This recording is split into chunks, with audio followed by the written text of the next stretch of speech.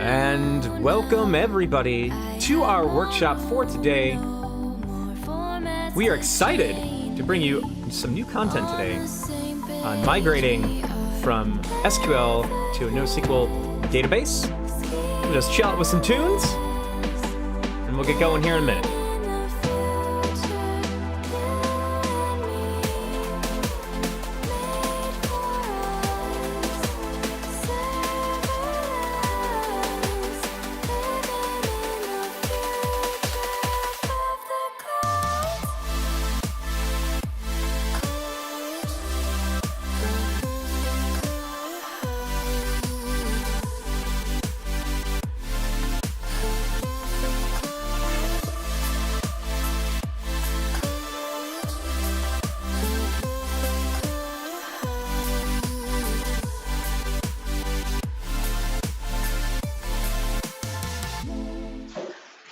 And hello everybody, welcome to today's workshop, From SQL to NoSQL, a migration path using the Pet Clinic app and Apache Cassandra on Astra. I am David Jones-Gilardi, a developer advocate here at DataStax, and I'm joined by two great minds here in the world. I have Artem Jaboko and Cedric Lunvan. If I said your names, do I ever get those? Am I getting them right every time, or am I just totally saying those wrong? No, I think you are doing good. Hello, Okay, everyone. good. Happy to be here.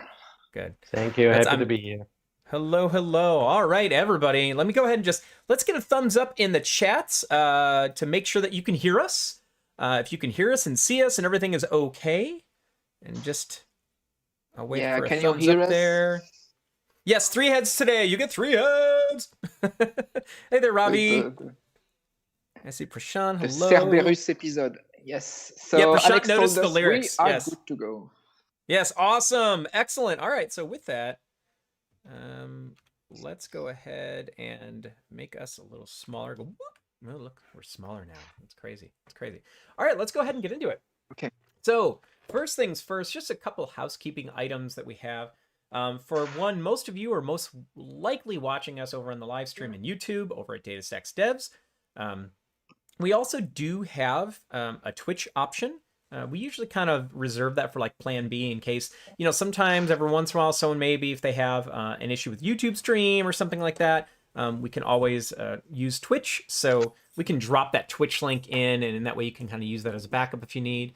We will use DataStax Astra today. We'll talk more about that later. Everything we do here in these workshops, by the way, is completely free. You'll never have to put in a credit card or be charged for anything. It is Apache Cassandra. So for the NoSQL examples and such, we're going to use Cassandra to do some of the stuff. And so that's where Astra comes into play. Then we have our Discord server, which is now 10,000 strong in the community, which is awesome. So we have our Discord server. You see that at the link in the bottom, that bit.ly Cassandra-workshop. Now, Discord is good, even though you can chat with us on YouTube. And we have all sorts of folks, including ourselves. We're watching the YouTube chats. We're also watching Discord. And here's the difference. Discord, the server, stays up indefinitely, right? So after these workshops, if you want to communicate with us, ask questions or whatever, you can follow up on Discord. Once we end the stream, the YouTube chat stops, right? So just something to keep in mind if you want to continue the conversation. And then finally there in the bottom right, you see menti.com. Menti is the platform that we use for lots of fun swag quizzes and survey questions and stuff we're just about to ask.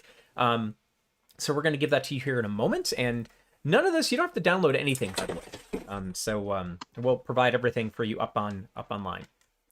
So we do these workshops weekly. I just combined weekly and workshops into one word. It's week shops. I'm going to couch that as a new thing. So we do these workshops every week.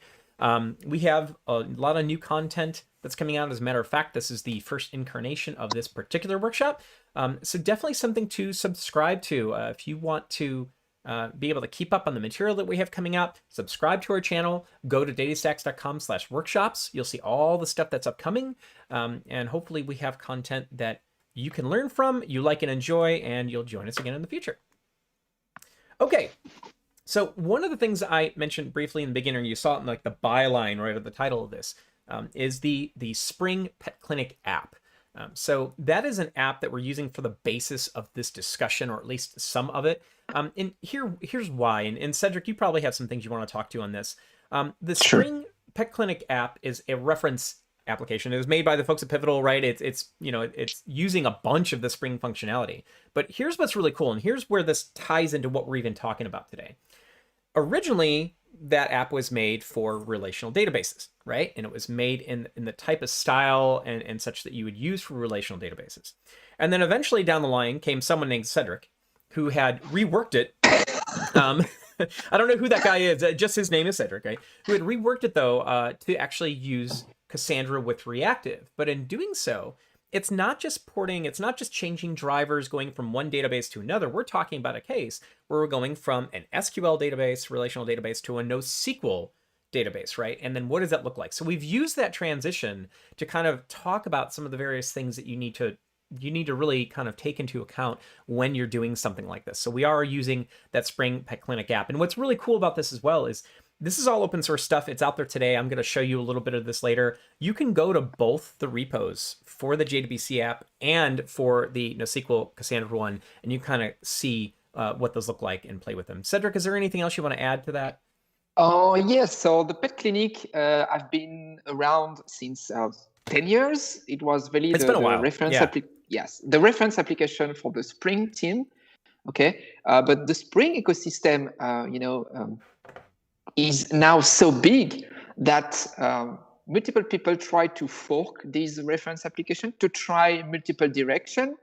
And there is a dedicated community or organization in GitHub with multiple fork and multiple flavors of the Pet Clinic. So it's a Spring Pet Clinic community. I share the link here in the YouTube chat.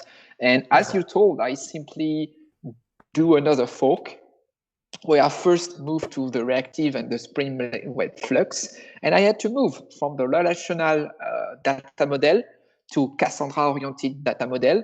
And I found that it was not documented. There is no real tutorial to go from one to another well polished. And so this is where this workshop what we did to make that happen and give some high-level ideas and process to move from one to another. Yeah, to that point as well, Cedric, I found that even working with the original JDBC app with relational, I had to do a lot of reverse engineering on the scheme of the model and everything like that to then be able to pull that out to fit it into this as well. So kind of, matter of fact, that's almost part of the exact kind of process that someone might have to go through. If they were going through an app, maybe it was a legacy app or something they didn't own, and if they didn't have that kind of stuff available, you'd have to go through that reverse engineering process. There we go. I, by accident, went back to our video. It should be back to us now. Yeah. All right. So then it'd be remiss if we didn't mention our badges. So every week for our workshops, if you complete either, we'll tell you what it is at the end. If you complete, some of the hands-on from the workshops or some extra homework that we give you, you can get a badge, right? And these badges, they'll be created for you for the specific workshop. It's kind of a badge of honor, right? Something you can put on your LinkedIn or whatever. So it's just a nice way to just let you know, it'll kind of give you the credit for when you've completed the work and completed the homework. You can see that we have all sorts of names that are in there from the last week's workshops and such. So if you'd like your name added to this list and you want to get yourself a badge, make sure to do the homework at the very end. All right, so first thing, let's get into Menti.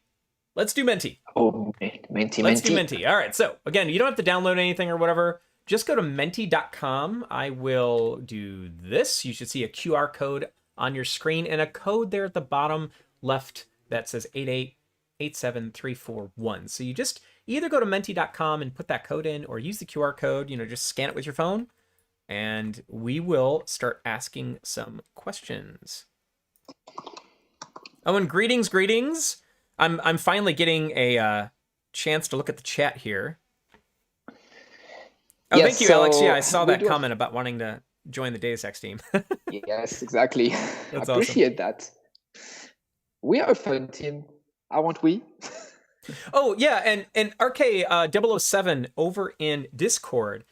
We can drop the links. I'm happy to drop the links to the Pet Clinic repos. We're not actually I'm using it to just demonstrate things and the process. It is a different repo that we're going to point you to for today, just so you know. All right, let's see. How are we looking? I can do it. Okay, you got it. Thank you. All right, how are we looking on numbers? Okay, make sure to give us a thumbs up in there. I see 35. How many folks do we have on? All right, for the amount of folks we have on, we have almost 200 folks. Here we go. Let those numbers get up just for a moment. And again, if you need it, here is the code. And I think I saw that get dropped. All right, let's go ahead and get into... We're just going to start off by asking you a first set of questions here. We want to get to know you a little bit better. We have some things we want to know. And then we'll leave this open later on. I'll explain. So which role describes you the best? You a student, back-end developer, front-end, operator, data architect, something we haven't put here yet?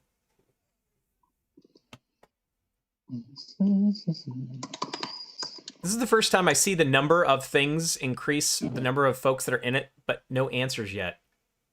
That's interesting. Should I go in there myself? And Menti on strike. Sometimes is Menti on strike? Yeah, what's going on here? Let me go on in. I've never seen that one happen before. Let's see. Yeah, no, the question is there. I'm just gonna say this and submit and see what happens. I think Menti's on strike. Yeah, sometimes a hot refresh is what you need to do. All right, let me refresh it real quick. See what happens here. So everyone, hang tight, hang tight. Right? Maybe Menti needs to migrate their app to Cassandra. Yeah, probably. Yeah. Right? It cannot handle the load. There we go. All right. We did EOS. Yeah, we did EOS Menti. That's too funny. All right, let me go back to what I was doing with that. All right. Much better, much better. Okay, so we see interesting. So we have a lot of back-end developers with us today, a lot of students, almost like it's not quite even, but a pretty like a three-way split between the architects, students, and back-end developers today. Wonderful.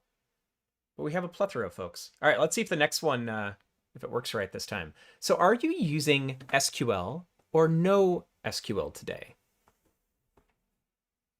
Yeah, I wonder how many are using both, honestly. That's why I put that in there.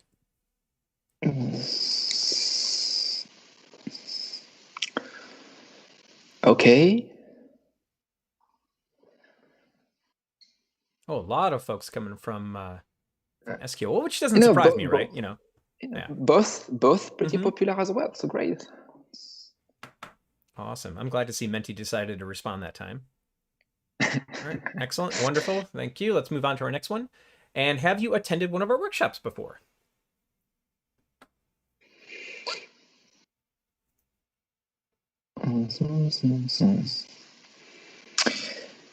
And so for people who answer no, okay, so we are running these interactive workshop twice a week. So on Wednesday, like now, 12 EDT for people, focusing people living in LATAM and in LATAM region. And the same session on Thursday, 12:30 IST for people living in APAC region and EMEA. And we are there every single week. We should call our session the weekly workshop. Yeah, we probably should, or the week shop, right? As I said it before. The week shop. Then why are you attending today, right? Especially in the whole topic from SQL to NoSQL. We're just kind of curious on this one. Well, a lot learning to improve my skills. Cool. Nice.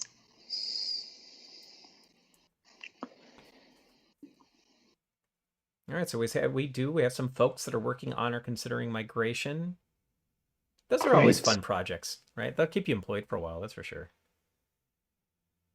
I guess we should, if we have something else, we should probably give folks a forum to put that. Matter of fact, we'll ask a question at the very end where we're going to ask you, elicit some feedback. If you have something you want to say about the something else on that, feel free to put it there. And okay, we have some managers and professors. Excellent. Or folks who asked them to. All right, last one. And this is kind of key for the way that we do our workshops. For those of you who are new to us, you'll find that we do tend to do a lot of hands-on. We've done both, and we're curious. We're curious about whether or not all of you really want to do like live hands-on as compared to just a straight up lecture, or if you want that as homework, or both. It's the first time we've actually asked this question, so I'm really curious at the results. And I love how we have this like almost perfectly even split between both options, and I like hands-on. Okay. That's great. Yeah, and yeah, maybe just a little bit of clarification here. We saw in the previous session that people tends to drop if we give too much hands-on. So at some point we would like to understand why. So maybe we are going too fast or such. So in the very end of the session, we will ask you an open question just to say what can we improve, and we would love your feedback. Yeah, agreed. Alrighty, with that, thank you everybody for answering some of our questions there. Leave this open, right? Because we are going to come back to this, and we are going to ask you, we're going to do a swag quiz later. So make sure to leave this open for later. And with that, let's get in to the material. So the first thing we want to do here is, again, use the QR code there. Now, somebody was asking for the repository earlier. So you'll see you can either use the QR code here at the bottom, or if you go to dtsx.io/SQL to NoSQL, I'll ask one of the folks to drop that down. What that will do is that will drop you into this repo, right? You'll see this DataStax Devs Workshop SQL to NoSQL migration repo. That is the repo that we're going to be working off of today. That'll get you started. What I'd like you all to do is go to section 1 here, create your Astra instance. So I want to be very clear about something. So Astra is our Cassandra as a service serverless platform, right? So this is where you can spin up a fully realized Cassandra database up in the cloud for free and all of that. Everything that is being done here, you won't be asked for a credit card or anything. Is completely free. This is perfect to get in, and if you want to say start experimenting, like what we're going to do today, and you want to be able to play around with some of these NoSQL models, things like DocumentDB or GraphQL or CQL with Cassandra and stuff. This is a place to do it, right? So go ahead and create your Astra instance. Do section number 1 here, and then once you've finished and you've gotten all the way to the point where you've created a database here, you'll see we'll give you the database name and key space name to use for today. Give us a thumbs up in the chat. Let us know that you're good to go. And I will do this along with you. So go ahead and create your database, and I will create one with you, and then just let us know when you're done. This should only take, by the way, maybe 5 minutes or something like that. So yeah. So yeah, it's not very gonna take, fast. Yeah, and don't mind me as I refresh some screens. All right. So and again, I'm just gonna kind of silently do it along with you. And once you get to a point where you have a pending database, then you're fine. We can move on. Yes, and during the creation process, Astra will ask you for a cloud provider. So you can see that you can use either AWS or GCP, and a region. So I would like to ask you today just to focus on AWS and US East 1, because database should be spawned faster there. We do have anticipated more capacity there. So if you want your database to show up faster, pick AWS and the region US East 1. And something else to point out, if you notice here, I just said a second ago that you don't have to put in a credit card, and this is free. So what we do, the way that at the serverless works, is you get a $25 credit that rolls over every month, completely free, right? That is more than enough to run like small production workloads. Any of the stuff that we're doing in our workshops, you'll never pay a cent, right? So the question comes up sometimes, wait a minute, why am I seeing like, charges here, or like what look like to be charges? All we're doing is we're letting you know what the provider costs. In the case that, you were using something past that $25 credit. So you'll see if you change the providers and then you change a different region or whatever, you'll see those costs will change. So it just allows you to kind of compare, so you know what those costs are. But again, for what we're doing with that $25 credit, you're never going to use any of that. So you don't have to worry about using that up or, somehow getting charged or something. Plus, you're not putting in a credit card anyway, so that's just not going to happen. Okay. So look at that. Yeah. How many database do you have? Wow. You know, to that point, you can see that I'm usually in here doing stuff with this. And I still have, I've only spent, you might notice that when you first create it, and again, this is part of the credit. I already have a $25 credit, so I'm not spending a thing. But you'll notice that I've only used less than $2, and I have all these databases and doing stuff with them. But really, what I want you to get to is you notice how this says pending right here, right? It'll go from pending to initializing to active. Just get to this point. That's all we need is get here, because that way you can follow along with the exercises. And once you get here, let us know. Oh, I see Shubhendu in Discord already has a thumbs up there. Thank you. Great.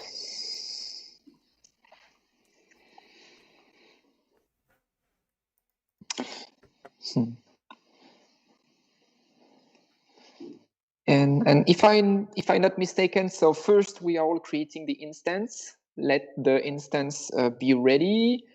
Go back on slides to just let that initialize and come back here to do some work. Yep, and mine's already active, actually. You can see it already popped up. So it's great. Ready to go. Yeah. So we tend to say, yeah, yes, YOLO. For now, YOLO. Yeah, YOLO. For now, just let's create a DB. And, we will switch to slide and start explaining stuff. If you are the type of people that like to play with stuff, you can stay there and click while listening to us. Yeah, and JT Delato over in Discord asks, if I have an Astra instance, is it okay to just create the Spring Pet Clinic key space with my own database? True. You can, but I got something better for you. It used to be in a previous version of this that you were only allowed a single database and you had to then create multiple key spaces.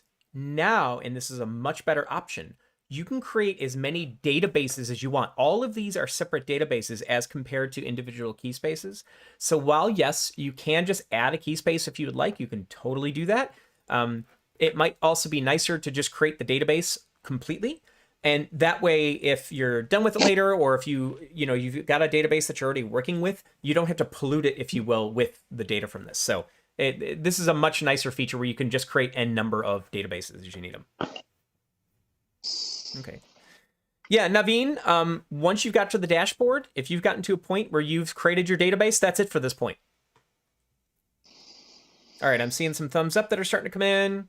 Yeah, great. Seems like you are wonderful. Thank you, Tushar. Super cool, Trey. Great. Cool. All right. I think everyone gets the idea there.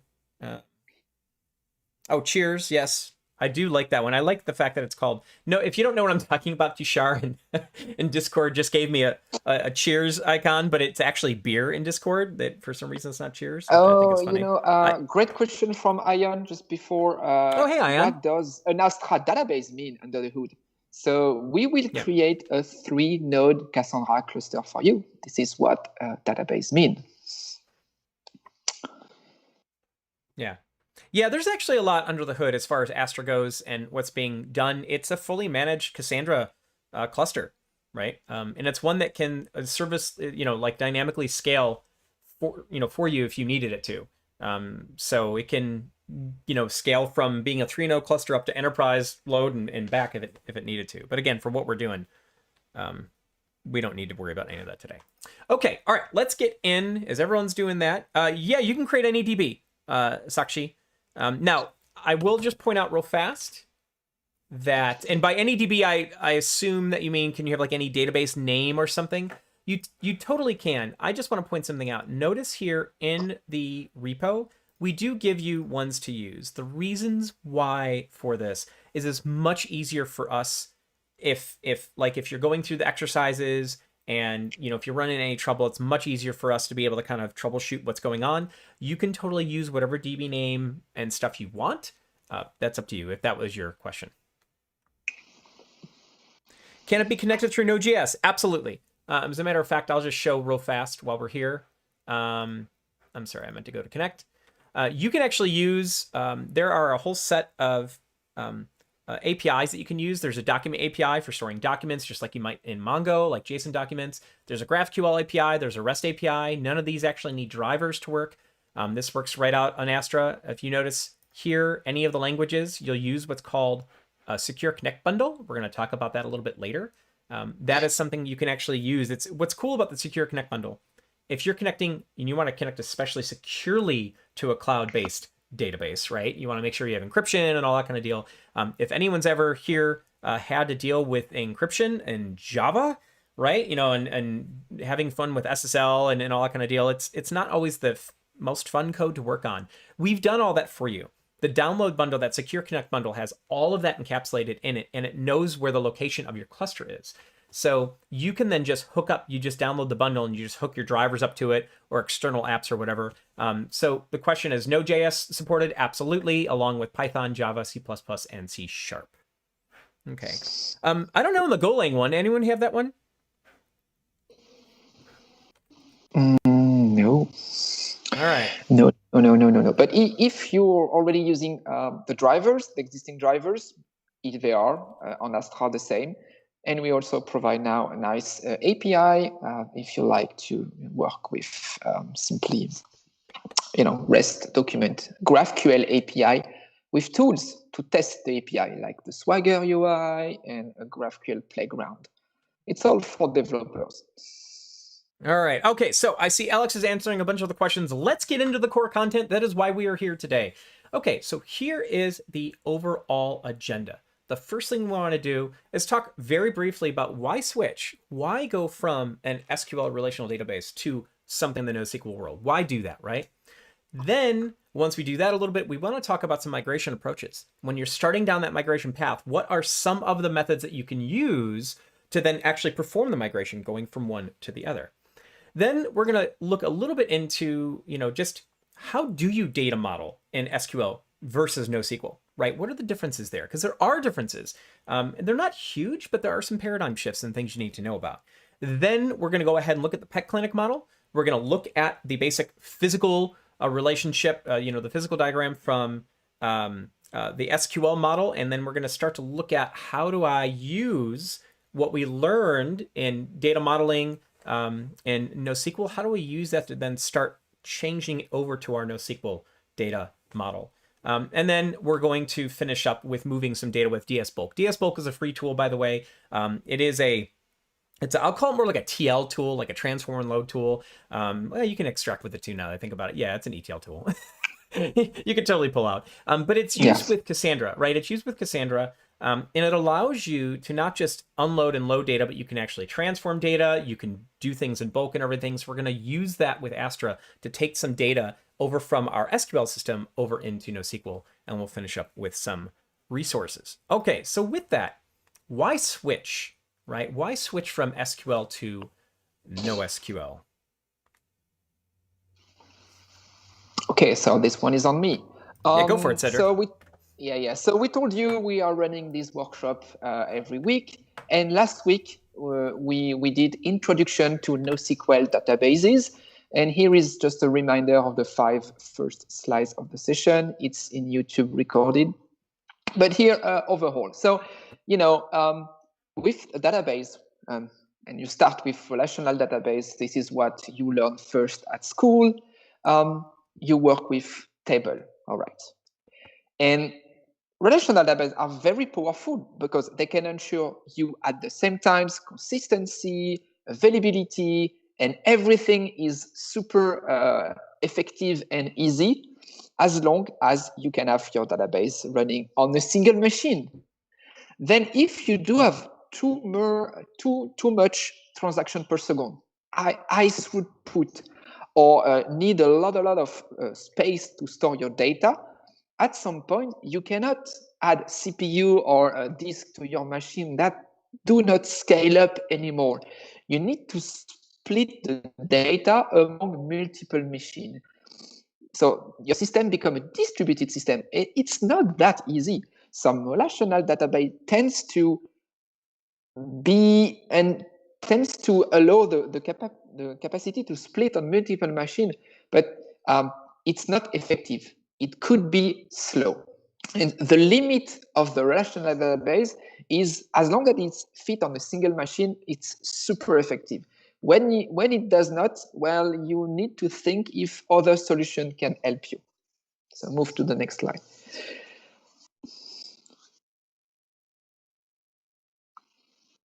Okay, so this is exactly what I stated. At some point, you will reach the limit of the relational database. Could be single machine, even if it's on multiple machine at some point, because the way the relational database distributes the data among the node is not effective, you will get slower and slower. And this is why the not only SQL database, so NoSQL databases to say short, has come into play to cope with those new requirements. Those have been thinking as distributed system for day one, and they are built to cope with the new requirement in volume, so the capacity, of velocity, the throughput, and also the variety. You know that you do not want to store in your database tables, only raw data anymore. You may want to store JSON, binary, and this is what we call the variety of the data. So you may have heard about the 3V of the big data, volume, velocity, variety. Those also apply to the NoSQL databases. So NoSQL systems are designed by web giants most of the time. Here you see logo from Google, Facebook, LinkedIn. They all invited or provided paper research to create those NoSQL databases. In a NoSQL databases, because it's a distributed system, there is a famous theorem called the CAP theorem, or Erick Brewer theorem, stating that you cannot achieve at the same time consistency, availability, and network partition, which is you can lose the network between nodes. And depending on the flavor of NoSQL database you will pick, you will be more focused on availability or more focused on consistency, but you cannot achieve everything at the same time. And those are the DNA of the NoSQL databases. Alrighty. Awesome. So hopefully it gives you an idea, right? Like why you might do that. Now we're going to, as we go through this discussion, we're going to talk to more of those examples as well. But yeah, all about, performance, scale, resiliency, all the, at some point relational databases just aren't going to scale quite the same way, and they don't have some of the same capabilities. So now we want to move over to a couple of approaches here. Now I said 3 migration approaches. I really meant 42 application. We're just going to step through one at a time. Totally kidding. I don't mean that. No. so no, really, sometimes when you're kind of going through these migrations, right, it can feel, if anyone here has ever played one of these slide puzzle games, I'm sure they're still around. I remember them as a kid, right? Like these were totally popular. But the idea is you didn't really get from point A to point B in one go, right? You have to really reason out the order of operations. You might not always get the right order all the time. You have to kind of go back and everything. Our goal here today is to kind of help you get to the smiley face in this one, and understand that, this whole process when you're going through migration, right, is going to be kind of stepwise. There is not an exact absolute path or pattern, and there are multiple options, and what we're really here to do is just kind of explore some of those. All right, so with that, Artem, I'm ready. Are you ready to go, Artem? Yes. All right, so Right. let me bring it over to you, and if you could just full screen yourself, and Artem is going to go over these different approaches. Yes, and David and I are ready for your question. Yes. The floor is yours. Okay, so the problem definition, we'll start with a little bit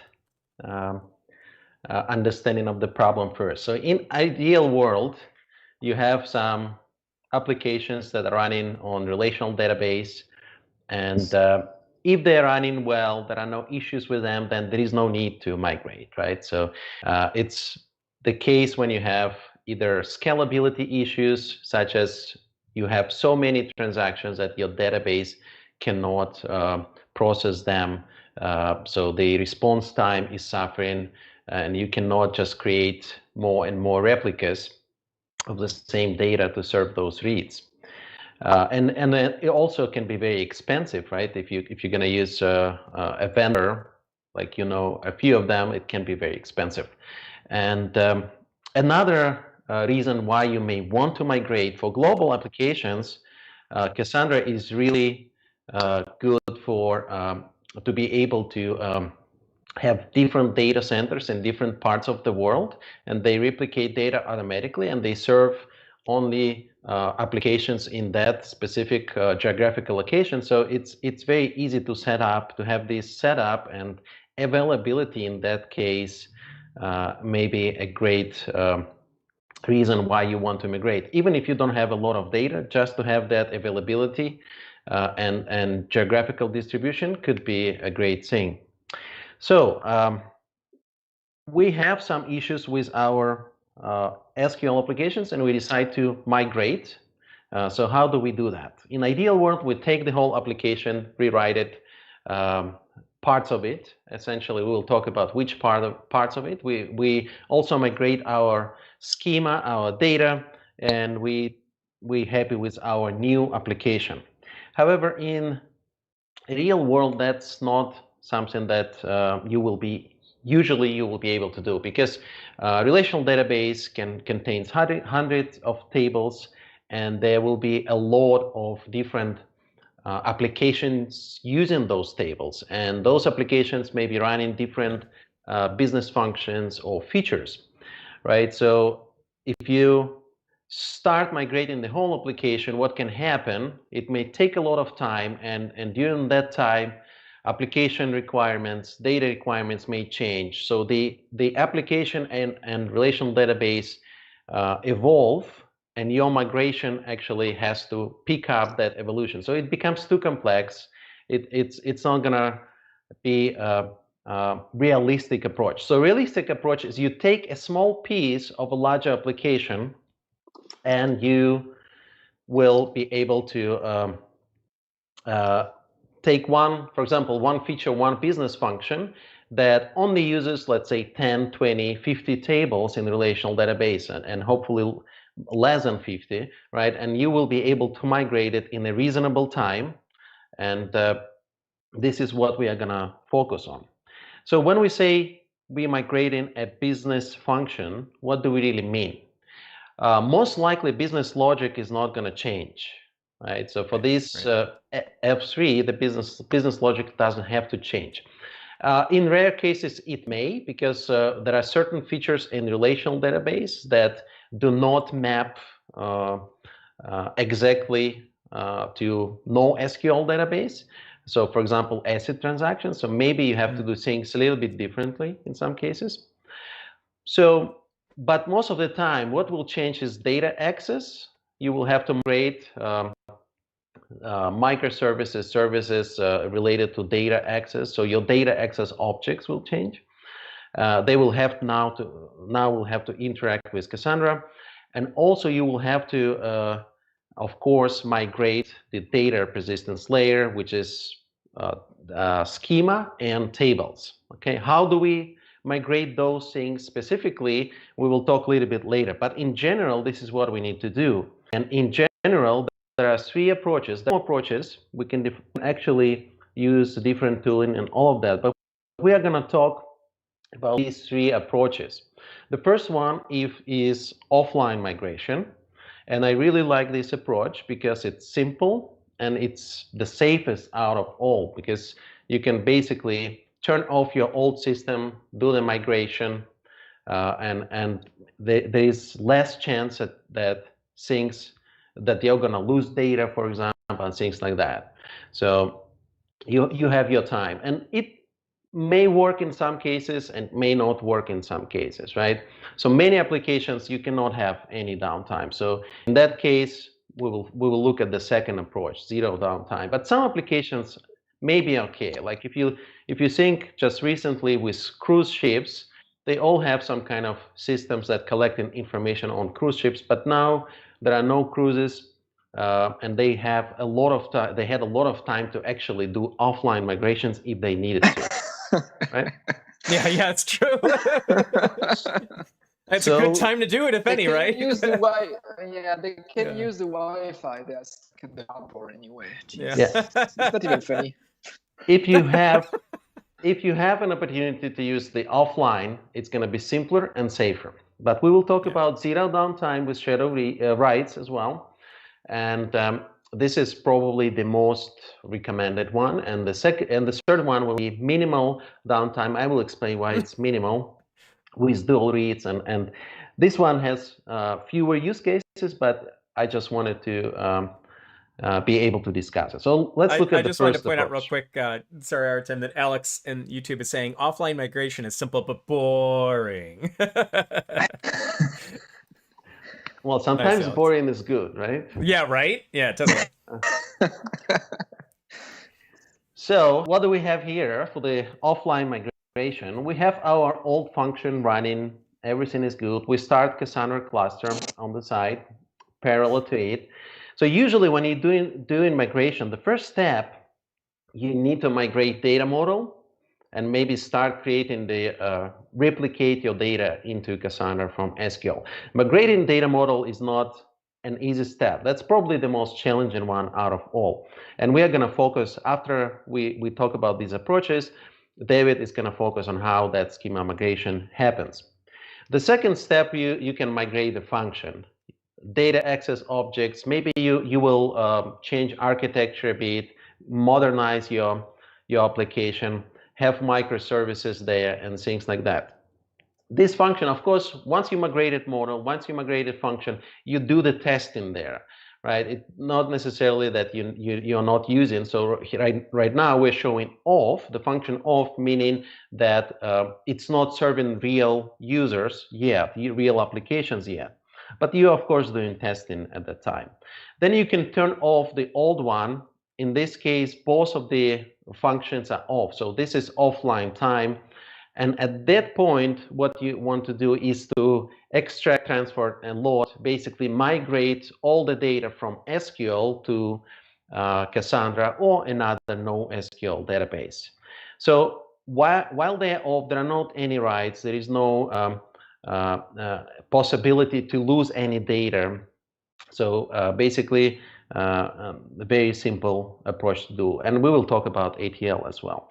After you're done ETL, you can start the new function, and if you tested everything correctly, that everything is supposed to work, okay, and you will be able to serve real reads and writes from the real application. That was the first approach. Now the second one, when we want to have zero downtime. If we want to have zero downtime, we will have to run both functions, the old one and new, simultaneously in parallel and for a while, and maybe test very well before we decide to actually completely completely shut down the old function. So we again starting with the same setup. We migrate data model. This is again the first step, and we migrate function after that. Okay, nothing special here. But what happens then is we will start using the new function as if we already completed the migration. So we actually allowing writes from the real application to reach both SQL database, both relational database, and NoSQL, Cassandra database. So we are doing dual writes, or we are doing shadow writes. So basically there will have to be some kind of proxy that is going to send data to a relational database, and the same data will be shadowed to Cassandra. So at this point, we are heavily testing writes, seeing that, okay, our tables, our data model actually was designed correctly. We are not having very large partitions. They are not suffering. There is no, for example, tombstone issues. There are no compaction issues and all of that.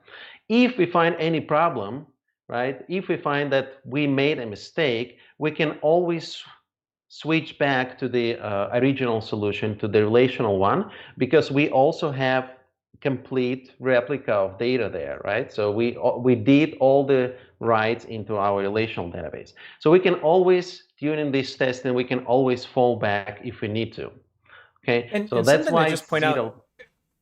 Yeah, sorry, Artem. Something to just point out here as well, that in the example that we're giving, we're talking about SQL to Cassandra, right? But the process that Artem is talking to would hold true for any of the other NoSQL databases or any, doing this kind of migration, right? So again, the example here is Cassandra, but it's not only Cassandra that you could do this with. So I just wanted to make that clarification. That's right. A lot of the Cassandra part will most likely be the when we start digging into migrating data model, migrating data, and all of that. That will be very specific to Cassandra. So we're testing those writes. We're happy with them. At that point, we move our data, move historical data. Right here, when we started testing our writes, we basically added only recent data, right? And the SQL database had all data, recent and historical. So here, the third step, take the historical data and move it to Cassandra. Then after that, you keep running both functions at the same time and you test reads. Make sure, okay, the performance is as you expected, right? So again, if there is any problem, you always can fall back to the SQL solution because the SQL solution has the complete copy of data, your old function is running, so you're running them in parallel for a while and see and make sure that everything is good. Once you are ready, you can turn off, replace your old solution with the new one. Okay. And there is a third approach, minimal downtime. The reason it's going to be minimal downtime is we're not going to run two things in parallel. It's just an example here, but there could be some provisions made to make it close to zero downtime, but that's not our focus here. The interesting part of this approach is you will actually do dual reads. You will run both relational database and Cassandra at the same time, with possibly no plans to turn off relational solution completely or relational database completely. And I will explain the use cases as well. So let's see how this approach works. Okay, we are gonna migrate data again, data model again. So it's always the first step. The second step, we are going to migrate function.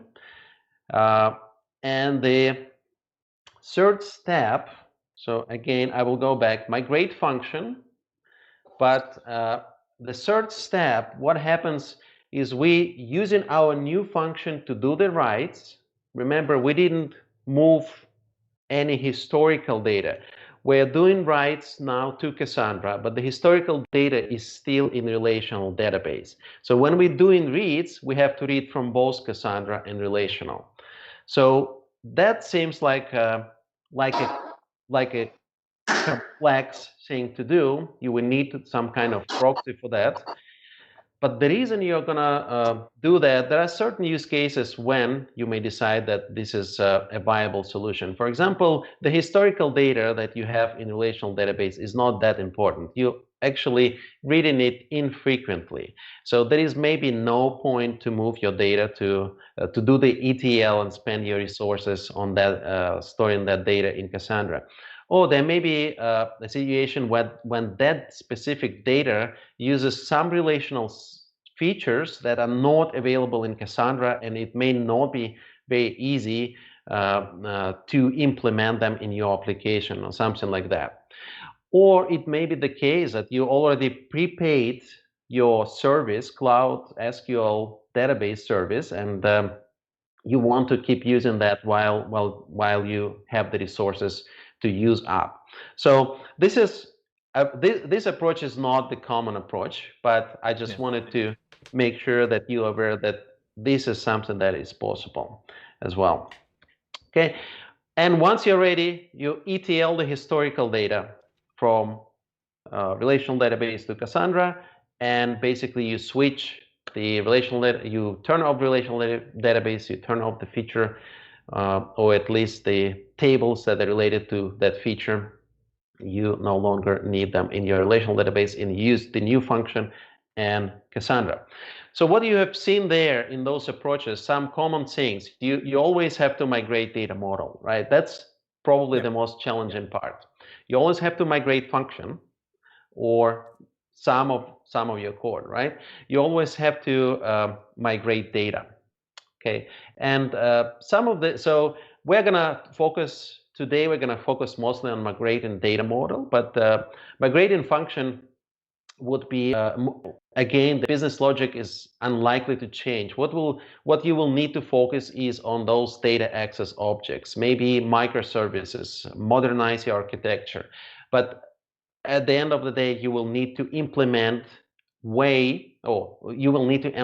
API to read data, write data. So those CRUD operations that we know of, the insert, select, update, and delete, right? And for migrating data, we did use shadow traffic. So in microservices space, you would use some kind of proxies for that and service mesh.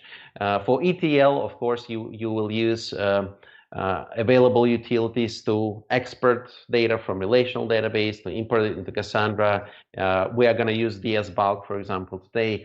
But also for really large data sets, you may use Spark, and Spark can connect to both relational and Cassandra and can do transformations there. So it's going to be another option. And of course, there are many more options, including maybe using Kafka or using Pulsar or Spark streaming to basically move your data into PubSub system first, and then move it to Cassandra. Yeah, and just something I want to add to this too, that right now, for this particular workshop, and I'm actually going to pose this question to all of you, right? And maybe this is something in the very end, when we ask you for maybe other topics or whatever you want to see. What you're looking at, this is a big topic, actually. Doing a single 2-hour workshop on how to do a migration like this, right, is honestly not something I think you can cover perfectly in 2 hours. So, it's one of those things where we're looking on, should we do follow-on topics where we dig a little bit deeper, give some like real world examples, like where we can actually look through and walk through those types of things. So that's a question I'm going to pose back to all of you there, because there's a whole world here. Artem was just talking about things like Spark and Kafka and Pulsar, right? And getting into streaming tech. We could have multiple workshops on that alone, right? ETL tools, going through that whole process. So definitely something to point out. And if all of you would like to see more on this later and further topics on this, then definitely let us know. Yeah, sorry, Tim. Yeah, I'm basically done. There are some questions there and comments like business logic does not change for. It may change, right? For if the original application was not designed correctly, right? If the business logic was mixed with data access functionality, then yeah, you may have to break that into pieces and design it the right way. So that was one comment. Which software to use for the migration? So the details of for example, migrating schema is we're gonna start looking at those. There is no a tool that you can just click a few buttons there, point to relational, point to Cassandra, it's gonna work. Right. It's much more complex because primarily because the data model in relational is so different from the data model in Cassandra. But you will see that shortly. So David, back to you. All righty. All right. I think we caught up on questions and everything. So with that, so Artem, just kind of presented some very high level overall approaches, like different methodology that you could use to actually perform a migration itself, right? So what I'd like to move into now is, let me, by the way, share back over to you guys. There we go. So what I'd like to move into now is going through and kind of comparing a little bit how you data model in SQL versus NoSQL, and then looking at, from the NoSQL standpoint, at least when we're talking about tabular approaches with Cassandra, I'll talk a little bit later on about like document and stuff like that. Then what does that flow look like? How is that different from what you might do in the SQL world? All right. So if you take things from the relational SQL world, many of you, if you've come from that and you've already been doing it, You're potentially familiar with normalization, things like third normal forms.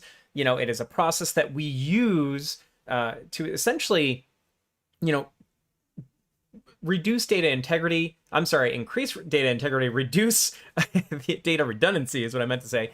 You know, where it's really born from a time when relational databases were created, when disk platters were huge things for like, you know, a couple megabytes of data. They were very expensive. They were very slow.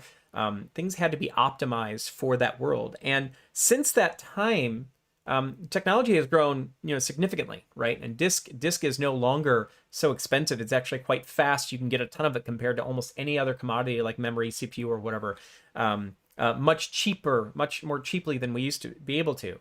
Now, the point of this is that normalization was born out of a different time, right? So data redundancy was kind of a big deal. You didn't have much space to deal with. Not only that, disks weren't very fast, right? So you really couldn't rely on I/O or anything like that to get your data.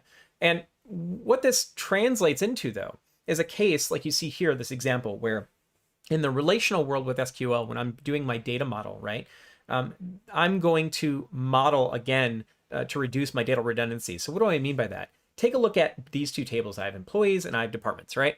So let's say that I have a set of employees and I want to find out what department an individual employee is in. Well, if you take a look at that departments table, for each one of those departments, I'm just going to have a single row. I'm not going to have any repeats, right? Those are going to be single instances for like the engineering department or the math department or something like that. And then I'm going to use a foreign key to kind of make that relationship between, okay, if I'm looking at Edgar Codd there, that top employee, which department is Edgar a part of? Now, there are some pros with this. You know, as far as using normalization methods, I mentioned data integrity. Writes are actually pretty darn simple. The cons, though, over time, and this especially is true for anybody who's ever had to optimize like a nested SQL query that's 20 joins deep, right? At points, you can end up with some extremely complex queries and things can get pretty slow. Now we move to denormalization. So denormalization pretty much being the opposite of normalization, where now we're going to flatten out our data, right? We're actually going to put it into a single structure. So notice what's happened here.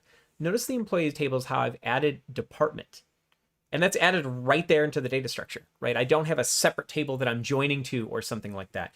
And notice also that both Edgar Codd and Raymond Boyce are both in engineering, but I just repeat the data. Now, what's the point of this? Well, the pro here, a big pro, is speed at read. And most, if not all of the NoSQL databases that I have in mind, a lot of them were born out of some of the barriers that we had with relational databases and scalability and such. So a lot of them have been optimized to be able to be very fast and continue to scale. And Cassandra is one of those. So Cassandra makes an optimization on read. It wants to be able to read as fast as possible at scale. It's the same thing that you might do in the relational database if you're doing data warehousing or something like that. It's all about optimizing it reads, right? So you see here, I'm repeating the data. This is what I was getting at when I was talking about disks and stuff, where in the relational sense, I'm going to reduce the amount of data redundancy I have. But in the case here, I'm actually doing the opposite. I'm actually going to use more disk to get faster reads, because now I can get all the information I want in one read when I read that Edgar Codd row. There are some cons though, right? Now, if I denormalize, I may have multiple writes I have to perform. I don't have the same kind of integrity constraints that I do in a relational database. So there's you know, things you have to take into account from that standpoint. From a query standpoint though, your reads, because there are no joins, are very, very simple. Okay, so overall, the approach in relational data modeling, you're going to start with your data. You're going to apply your normalization, right, to that, and you're going to use that to generate your schema, your data model. And then from an application developer standpoint, from the programmer standpoint, or the person interacting with that, then we reference that very schema, right? You know, or the ERD, the entity relationship diagram or whatever. We reference that to then determine, oh, okay, based off of these questions that my application is asking, what queries do I need to form? What tables do I need to join? That kind of thing. Now, here's the paradigm shift. When you're doing this in something like Cassandra, you flip this on its head, right? So you start with your application workflows. You start there and use that to generate your data model. And I'm talking actually generate your tables, your queries, and everything from your application workflows. And then you apply your data, right? So it's a different flip, or it's a different approach to doing this. One, the developer from the application standpoint comes in kind of at the end. The other one, we started off, really is what it comes down to. Okay, so this is the way. Yes, this is the way that we're going to do this here. And let's take a look. So here's the actual process of kind of the overall process of going through using your entity relationships, your entity diagrams, and your application workflows. So I'm going to start both with my conceptual data model, like an application workflow, move that to map out a logical, my logical data model, optimize that into my physical data model. We're going to do it in a couple steps, and you'll literally start from an application workflow and work down to generating your queries and tables. Why we're showing this to you is because then when we start to map from SQL to NoSQL, you're going to start to see where this comes into play.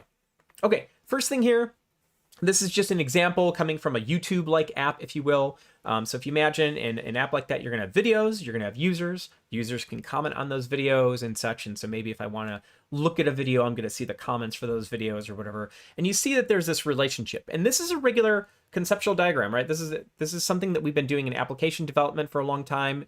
Relational, it's no different here in this world where I have these entities, I have user and videos, they have a relationship between comments, and each of them are going to have a set of attributes on them. Now I'll take that, and then I want to look at some application workflow use cases, right? And by application workflow, what I mean by that is this could be something that you're just talking about, like how a user may flow through your app. I mean, this could literally be a kind of a workflow you're writing out on a napkin or something like that, and you're using that to kind of generate, what does that workflow look like? So in one case, using the example I gave with videos and such, you have a case where maybe a user is opening up their profile, right, on a site, and you want to find all the comments that are related to that target user using its identifier, some user ID or something like that. In the second case here, you open up a video page. So I'm going to look at a video, and I want to find all the comments that are related to that video using its identifier, usually, some video ID or something. And notice both of them say this most recent first, right? This just means that I want to order the comments time-based, because if I have comments come in a random order, they're probably not going to make much sense from a conversational standpoint. Okay, so here's my first use cases and then some workflows. All right, so then I'm going to come up with a pseudo query. So in the first case, I'm going to say, okay, I want to find some comments posted for a user with some known ID. And in this, what I'm really saying is I want to find comments by user. I'm going to partition by user. I want to find them by user. So that's where you see I have the pseudo table to the right, this comments by user. In the second case, I want to find some comments for a video with a known ID, probably, like I said, it's video ID. So I want to get comments by a video, right? And now from here, I can actually generate, in this sense, in this tabular Cassandra sense with a NoSQL database, I can now start to generate my queries without already having my data model in place. And the reason why is, again, there's no joins. It's queried per table design. And since I know that I want to get comments by user, my query is really simple. Select the comments, for whatever the columns are, from comments by user where the user ID is some ID. That's it. It's really just that kind of simple. And it's the same thing with comments by video, where I'm going to just go ahead, select from the comments by video. I want all the comments by a particular video where a video ID is some ID.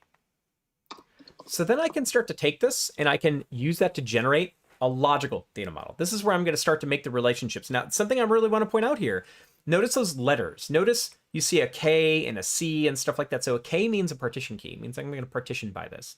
And then C is clustering column. It just means I'm ordering, how I'm ordering, right? The key thing to know is that those columns that are labeled with K and C, those form my primary key. This is how I'm going to uniquely identify a row, right? Similar to a primary key in a relational database, it's just different under the hood.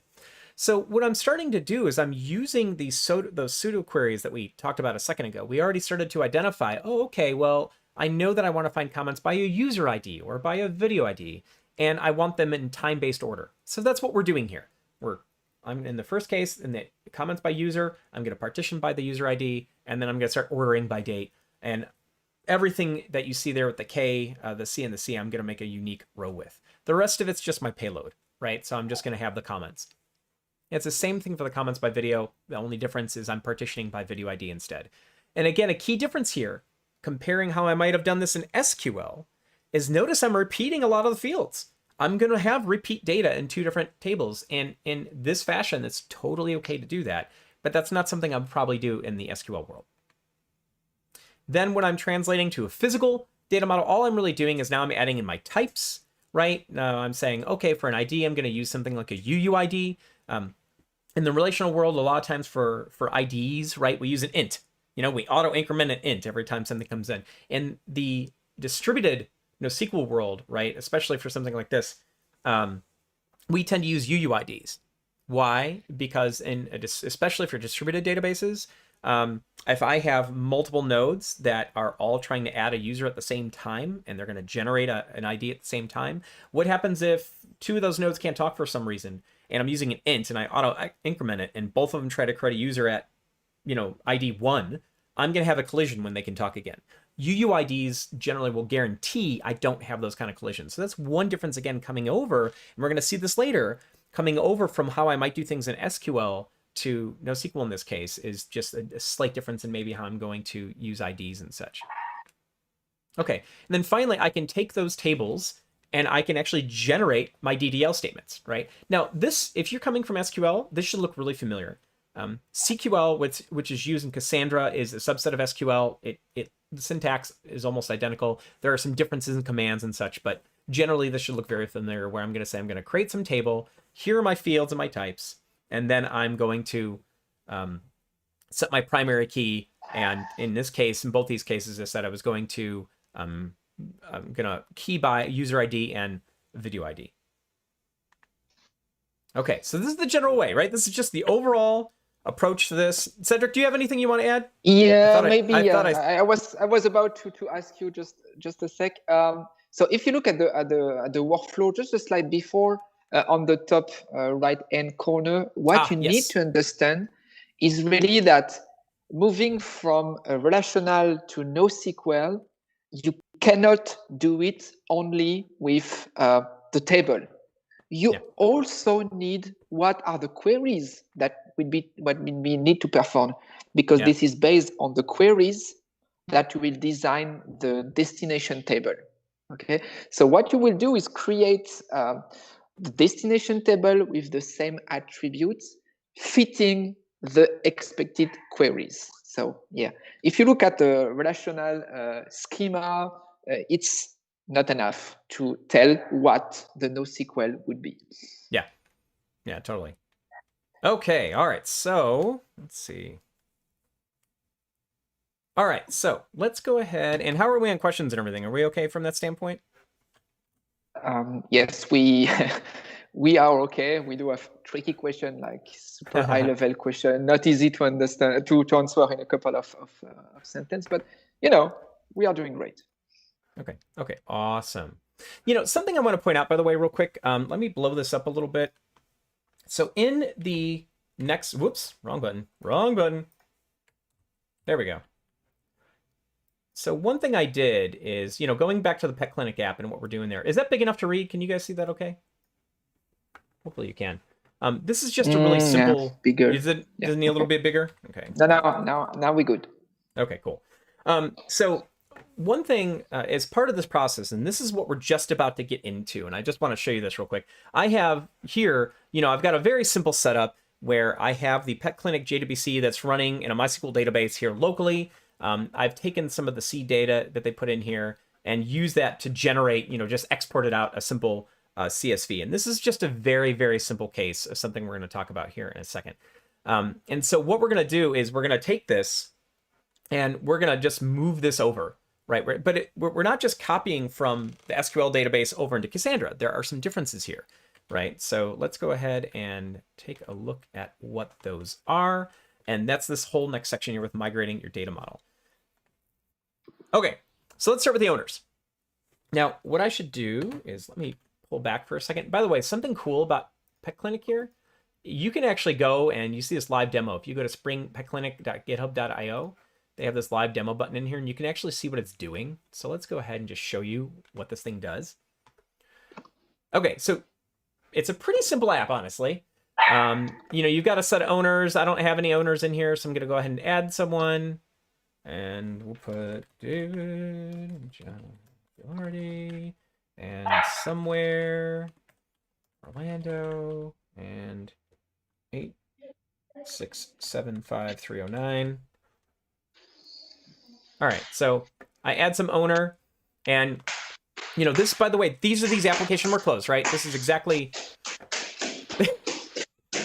So you Sorry, are there's some using... background noise from someone having a slap fight. It sounds like a slap fight. So you know, so I'm gonna, you know, you're gonna have a set of owners, right? And maybe that owner has a pet.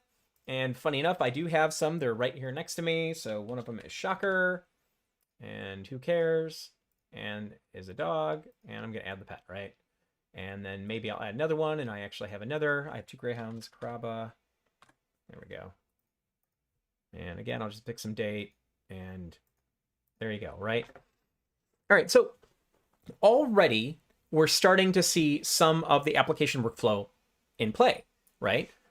So I find an owner, and then I get a set of owner information. I add a pet, and then I have information per that pet, right? And then right here in my interface, I'm presented with all of that in one shot, right? So it's something to keep in mind when you're going from SQL over to your NoSQL system. What kind of questions am I asking here from the application and what we're doing in NoSQL? All right, so let's take a look at then how might you go about this? Let's see, are my slides going to respond here? All right. I can't seem to move my slides forward. I've never seen that one before. Oh, geez, no. Focus. There it goes. All right. I think I have too many things running on here, and my poor machine is just like, no. All right, here. Jeez, there we go. Wow. That was, this is what I was looking for. Okay, it came back. Okay, so as you just saw a second ago, right, I went through this case where I go to the owners, and, you know, in one case, maybe I want to find all of the owners, right? So in this case, you can see I have this, both Heather Jones-Gilardi and David Gilardi. I want to find all the owners. From a use case, what's the use case? Okay, a user opens the all page, the owner all page, and the workflow is extremely simple. It's just list all the owners. So here is the schema from the SQL implementation, right? Here's the schema from the SQL implementation. And what I really want to focus on is the owners over here.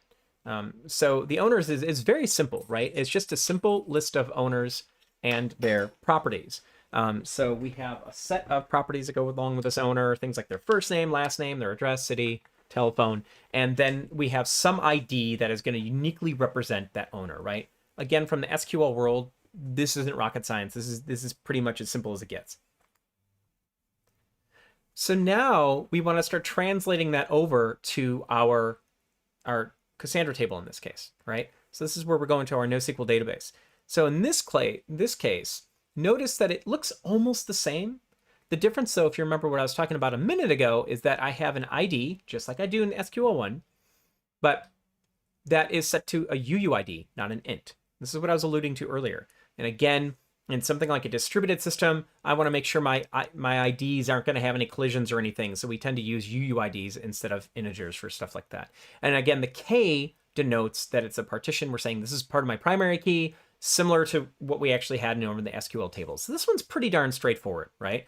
And one read here in this particular case, similar to what would happen in SQL, would actually get me all of the information, right? Since in the SQL case, I didn't have any joins or anything like that.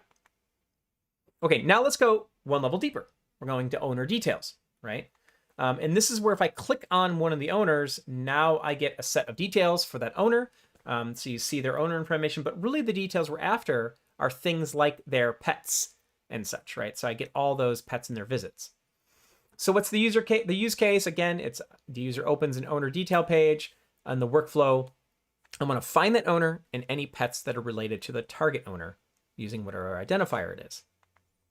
Now here, we get a little bit more interesting, right? Now I have this relationship between owner and pets. I have this one-to-many relationship between owner and pets that you see here from, again, our schema from the SQL world. And you can see over in pet there that we have this foreign key, this owner ID. That's what's giving me that connection back to the owner ID. And then the pets have their own attributes. So what might this look like then when we go over to our NoSQL database here? So this is a little bit more interesting because, okay, great. We are still keyed off of owner ID, right? And if you notice the name in the table, that pet by owner. So I want to get all pets by an owner. So that part hasn't changed. But notice though, now we have what's called a clustering column. We've added in pet ID here in this table. Now, this is collapsed. We went from having two tables with a one-to-many relationship where we join those tables to now having a single table. So how did this work? Well, for every owner, I can now, since I've made pet ID a clustering column like this, I'm essentially going to store, I can have multiple rows. This is what we would call a multi-row partition. I can have multiple rows in that single owner. And the key thing when you're using something like Cassandra, where you want to maintain your read performance at scale, is you want to have the fewest amount of I/O hits as possible. So when I make a read, I want to get all the data I need for a particular query.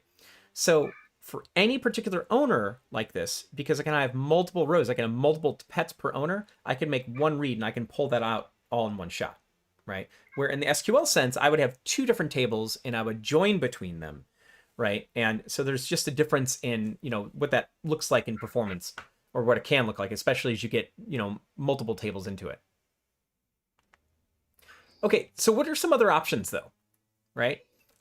One other option here is you could make those owner fields static, right? So I didn't do that in the first case. If I go back here, I actually had two separate tables. Let me go back. Right here, I had an owner table, and then I had a pet by owner table. So this other potential, right, is to just flatten it all out even more.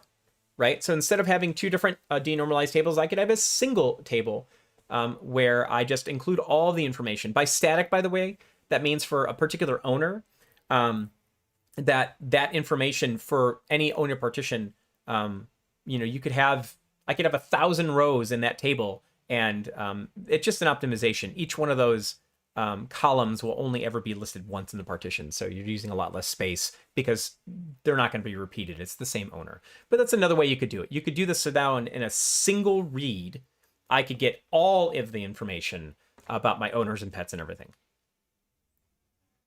Okay. How are we doing on questions and stuff?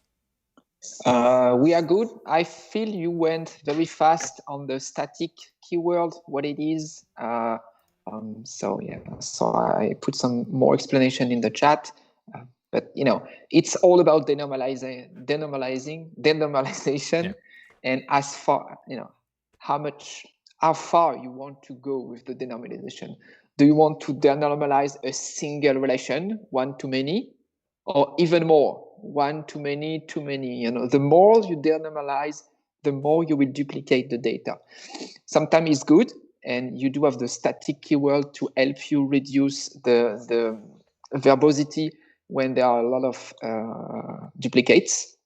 But I think the default is really the one to many. So take one relationship and denormalize once, and only if you hit some issues with performance, you would like to denormalize even more, or you do have a dedicated screen like here, and you want to retrieve everything in a single call. And that's a really good point that you just made there, Cedric, about the performance piece.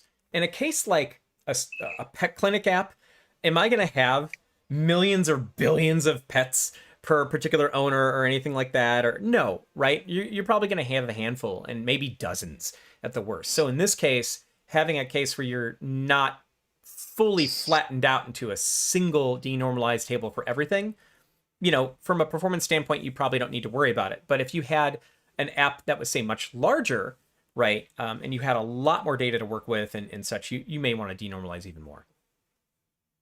Okay, so now in this next section, if we look at, again, our application workflow, you see that we have this one owner per a set of pets. We also have visits though. So how might I go about this, right? I want to bring in visits. Now, again, if you look at our use case here, it's the same kind of use case and workflows we saw before, but now we're finding pets and any visits that are related to the target pet, right? So we kind of have this nested relationship between them. Again, here is our schema from SQL, and you can see that we have this relationship between pet and visit. And honestly, it's all together, it's going to be between owner, pet, and visit, and pet type for that matter, right? So there's a little bit more going on with this one. It's the same kind of relationship. We're going through the same kind of process, right? But when I want to represent this again, this other one-to-many relationship between pet and visit, you'll see that I did the same kind of thing where now I have a denormalized table where I'm saying, okay, for each visit, I want to see my visits by pet, right? Visits by pet. So I'm going to key, I have my partition key set off a pet. And then again, I'm making a multi-row partition by using a clustering column for visits. So that means I can have n number of visits per a given pet.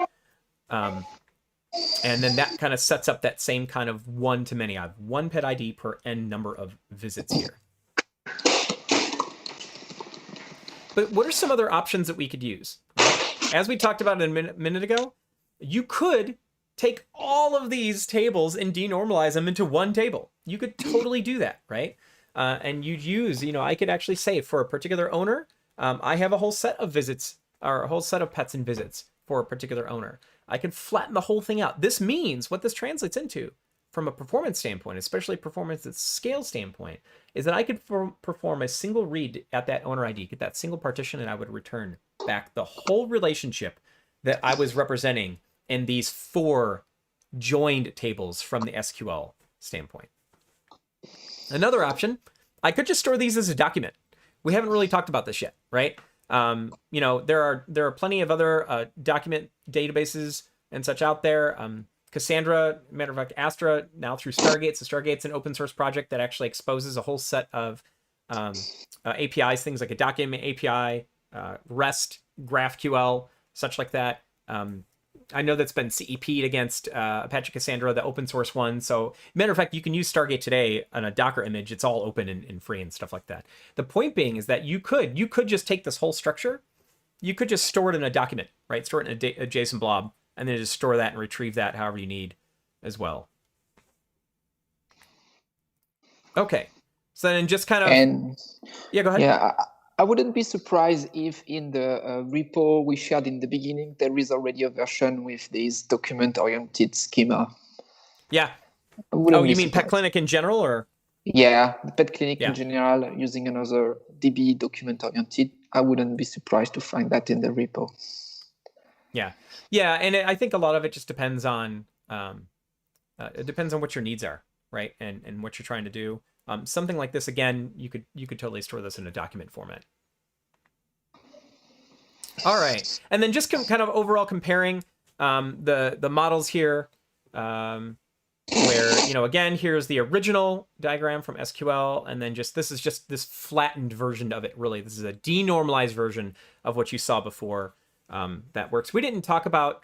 We're not going to get into every single one of the examples here. One thing I do want to point out, and I know, Cedric, you probably have something to say about this, is a case of something like this Pet Clinic Vet, or for our vets, where if you go back to the SQL version, we have this many-to-many relationship that's been set up, this relationship between specialties, vets, and this join table between them, because vets can have multiple specialties, and specialties can...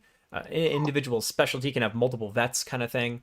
And the way that was handled here was by using what's called a collection, right? That's what this is.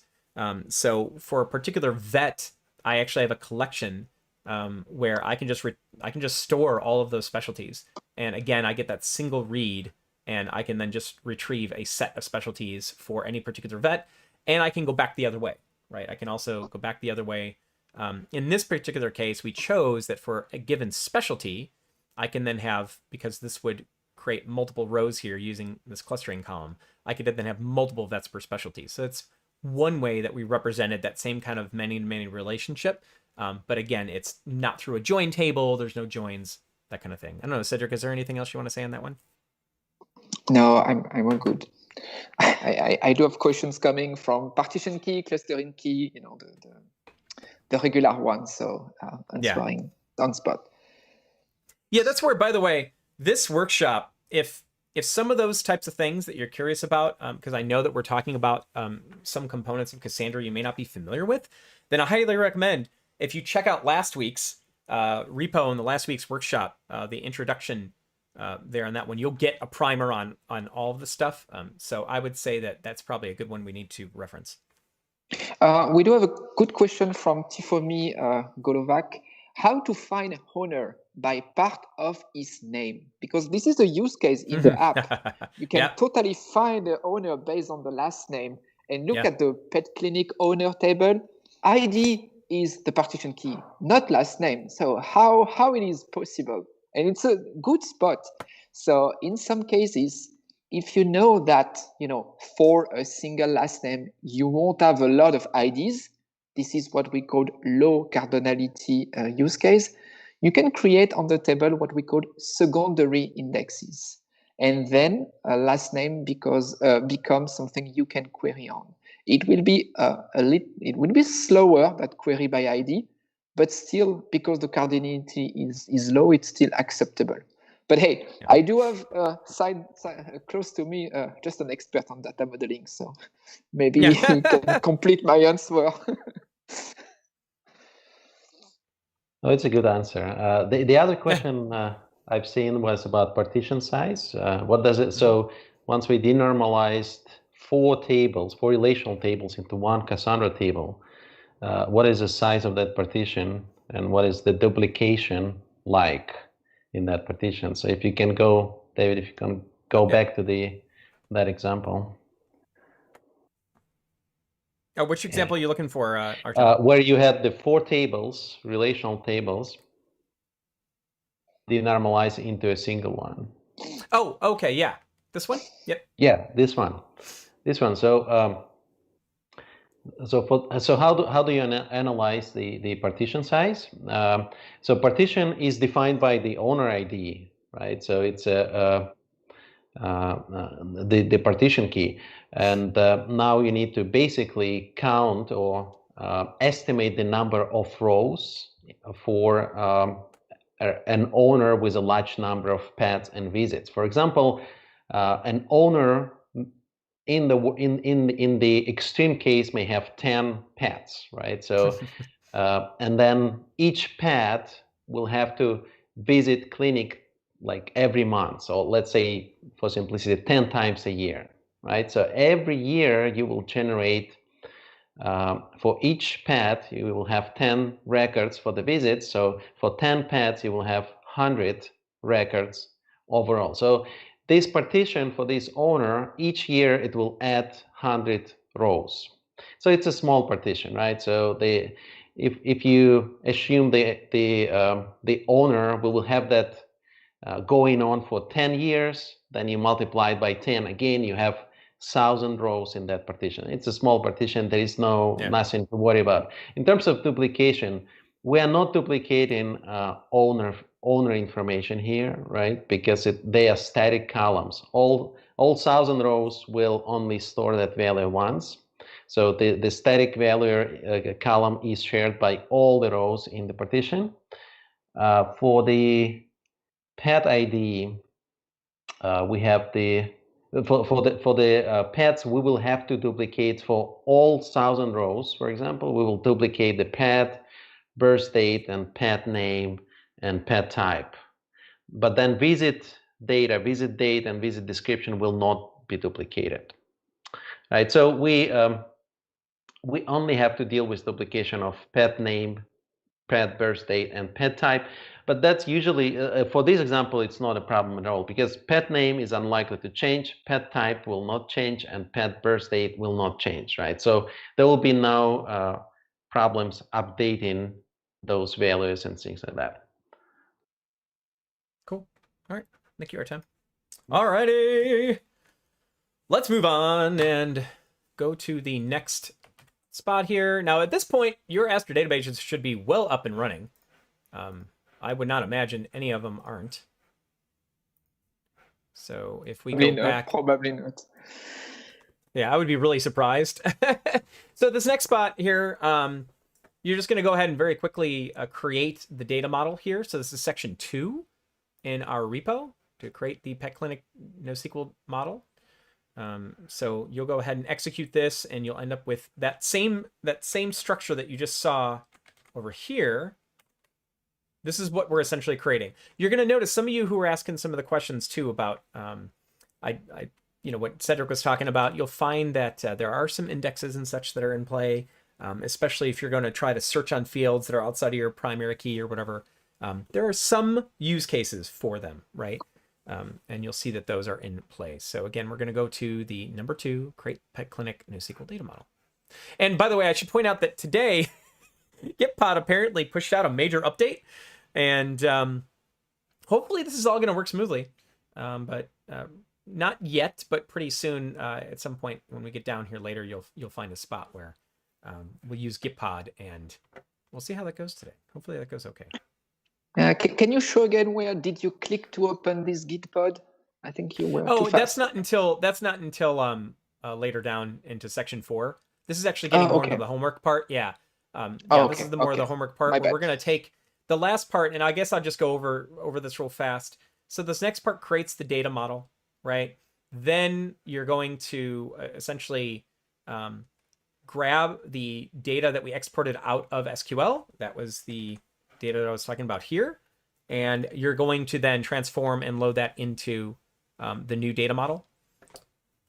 And so, yeah, that's down here. But that's a homework spot. Got it. Yeah, all right, so it did load. That's good. Yay. All right, how are we doing on questions and everything?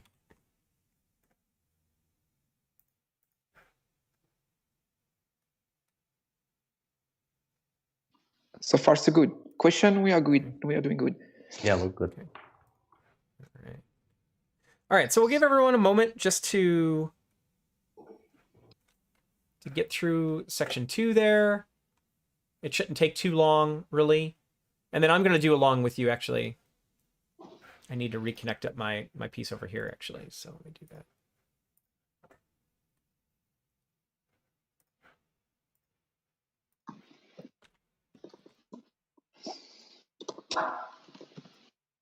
Don't copy my stuff. My credentials that are on the screen now. Oh,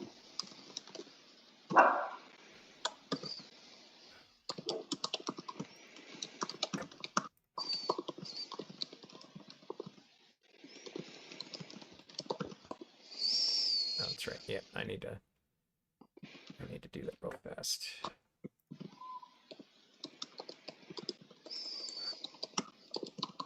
And again, once you get through section 2, give us a thumbs up. Let us know that you're good to go.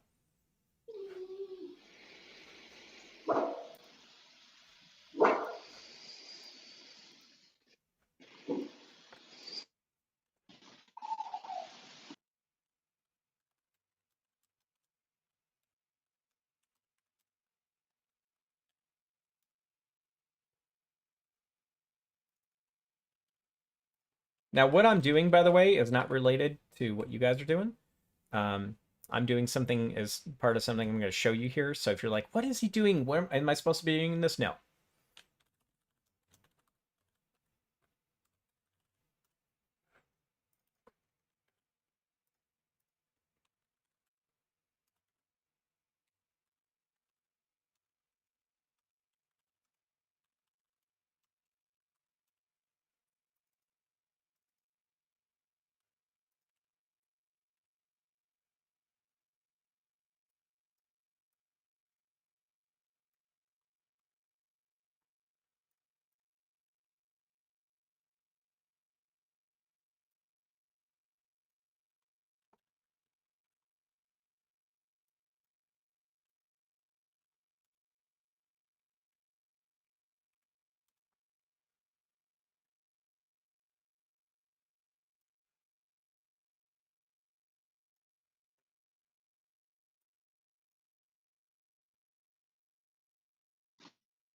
So, David, we do have question regarding the service account creation.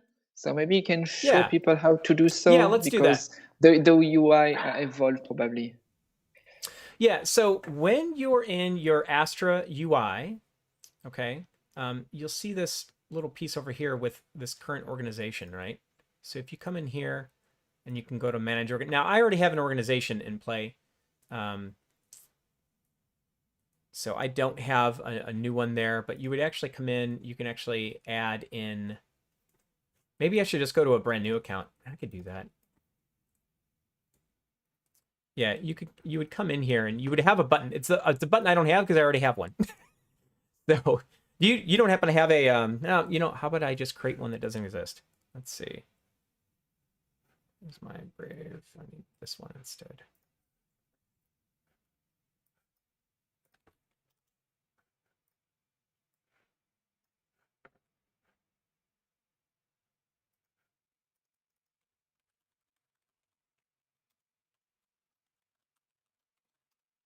See if I remember the password I used.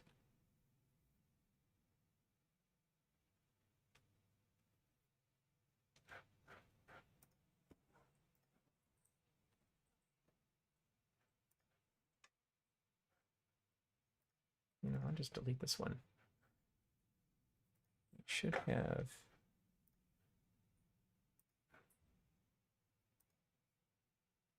Oh yeah, if somebody's going down to that spot, yeah. Yes. Now you should. Yeah, I believe with the service account, I did provide a doc link. If you go over to your organizations, you should already have one. So I'm wondering if somebody is not seeing that. Like right here in the top left-hand corner, you should already have this part where you can go to your organization settings. And should be, at a minimum, you should have your user that you registered with. If you go to security settings, when you click on the ellipsis over here, you have this copy credentials. That's where I'm getting that from. Okay, so you don't have to create one. Maybe you can simply reuse the one there, right? Yeah, because that one that I just showed you was a legacy one that came over. I didn't have to actively create that. Yes, so if you can show even on GitHub, I do have also some question with Gitpod error, like no such file or directory when they copy some DB ID. But I think Yeah, this that's is interesting. Yeah, let me go ahead and do that. Yes, this is a full, I mean, the full service account that you copy, right? Yes. So if you went a little further, which is totally fine, right? And if you're down here creating the service account and doing all that, and if you spun up the Gitpod piece, it's going to automatically run a little script I have in there, right? And it says right here, let me blow this up so you can actually see it. Okay.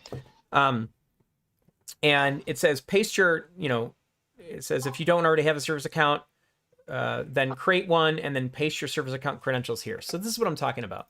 When in Astra, if you go to the drop down that I was just looking at, so I clicked on my name there, I went to the service account, and then you see security settings. And this is in the repo. If I click on the ellipsis, I can say copy credentials.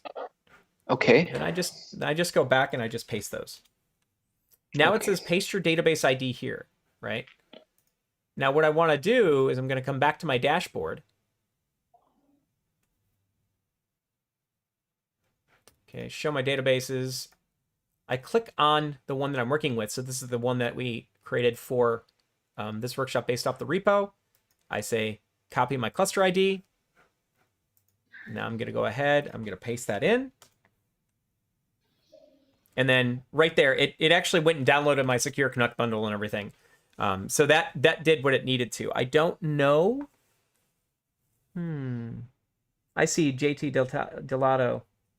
I see his, yeah. Yeah, so Nuni, over in Discord, when you receive the message, no such file or directory, when you paste that DB into it, did you go through that same process that you just saw me do, where you pasted in the server's account along with the DB ID? But I need a new cluster.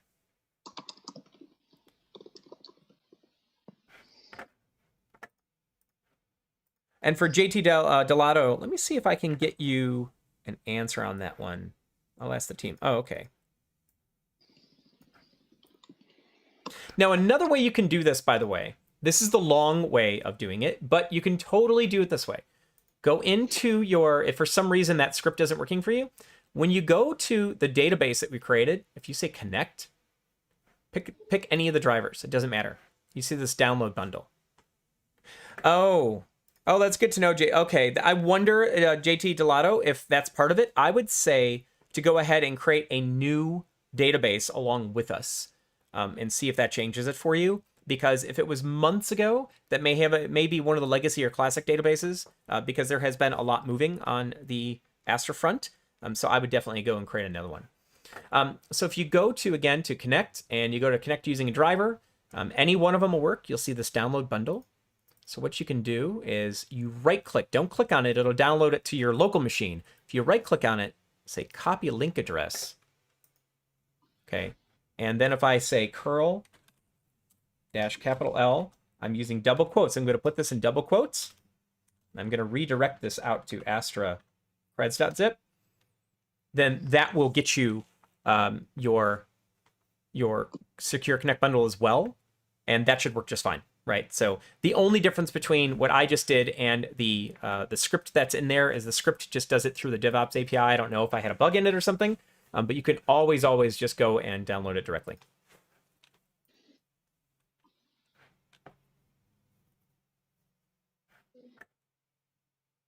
Okay, I see it, Kenneth. Yeah, I see that. Yeah, okay, let me see if I can get an answer as far as what is going on with that part. As far as... the not being able to get the service account.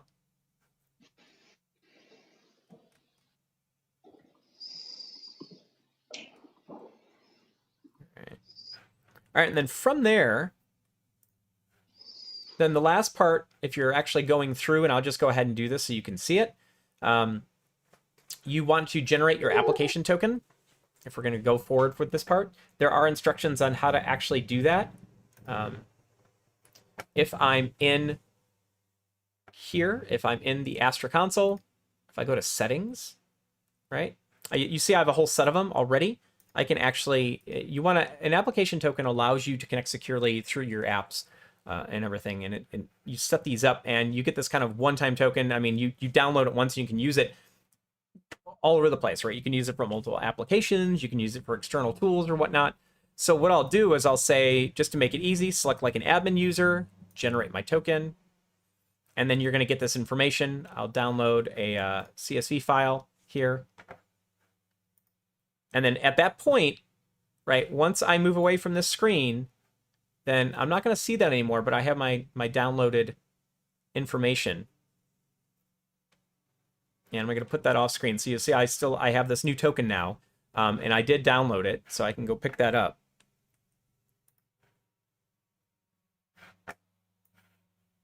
All right. Now, I'm not actually going to show you those because that's actually my real token. But what's going to happen is then I can use the information. So later on, when you follow the instructions, it's going to bring you to running this DS bulk script, right? And it says, paste your client ID here. I'm actually going to grab. Now, this is in that file I just generated. I'm going to paste this in. Do this over here real fast.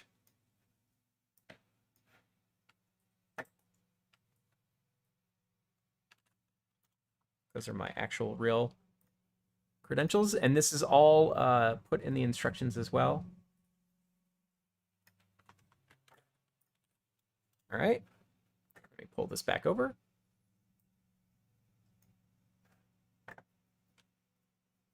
And what that'll do at that moment is it's going to... I'm just getting my... Here we go. Okay, so what that does is when you run, and again, I'm following the instructions that are in the repo after you generate your application token, you pass in your client ID and your client secret from the file you download, and then that will run DS bulk for you. And you can see it actually runs, it essentially takes this CSV file and it converts it over into what we need, and then we'll store that into the database. So if I go over to my console here, use Spring. My tables and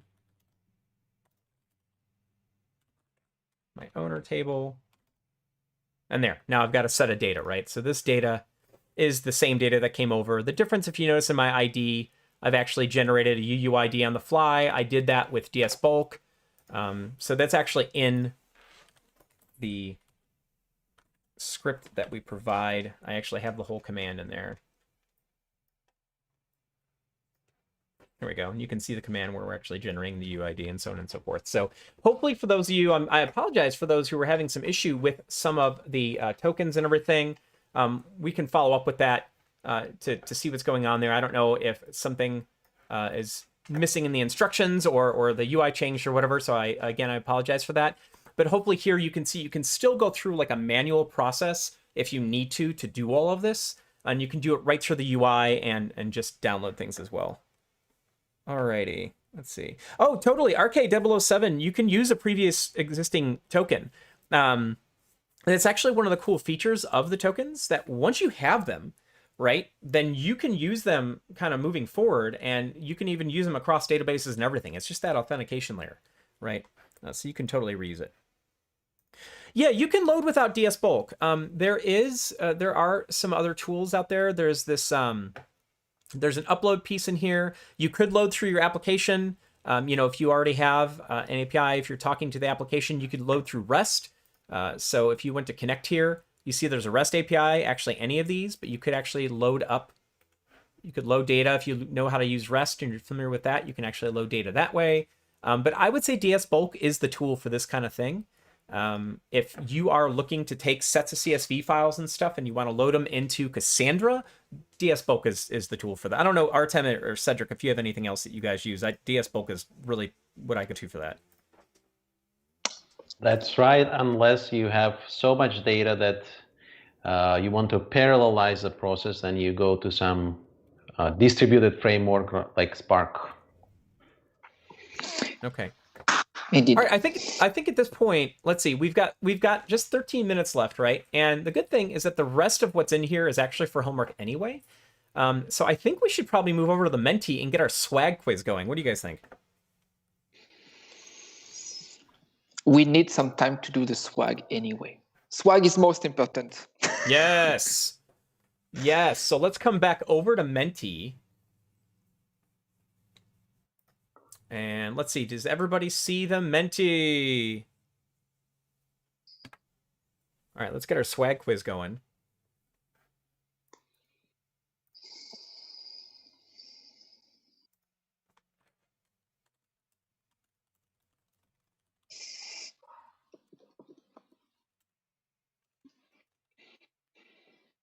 All right, we'll let folks get in here.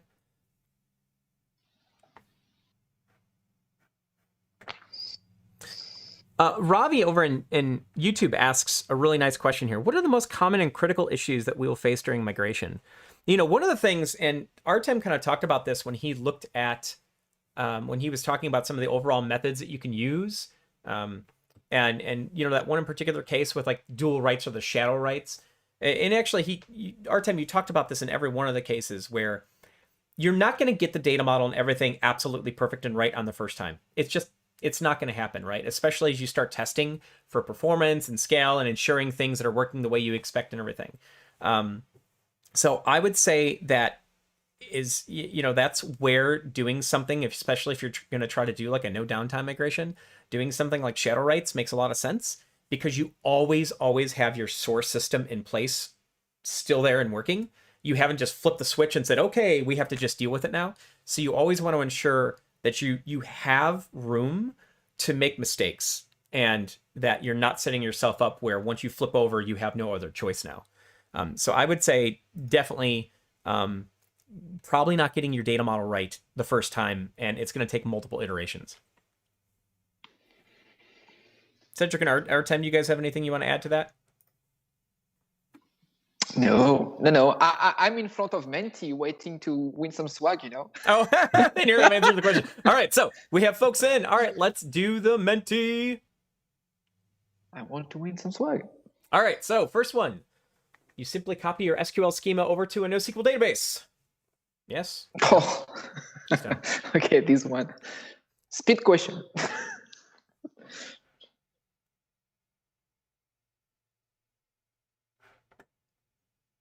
Let's see what happens here.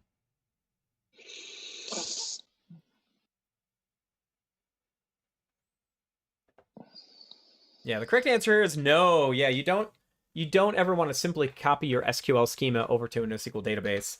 You really need to take a look at your data model, your application workflows, what you're trying to do there, and what makes sense in that NoSQL standpoint. Matter of fact, you can't join anyway, so you're not going to be able to just copy those tables directly over. It's not going to be a good experience.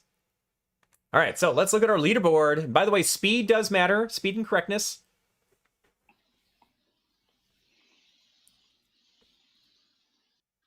Yeah, please don't. Yeah, XYZ. Yeah, please don't is right. That's funny. All right, so Mars is the fastest and in the top spot there with Johnny and Ribbit. And let's see what happens in the next question. Question 2 for... Shadow writes are used to ensure safety during a no downtime migration, increase write throughput for faster migration, be all shadowy and stuff.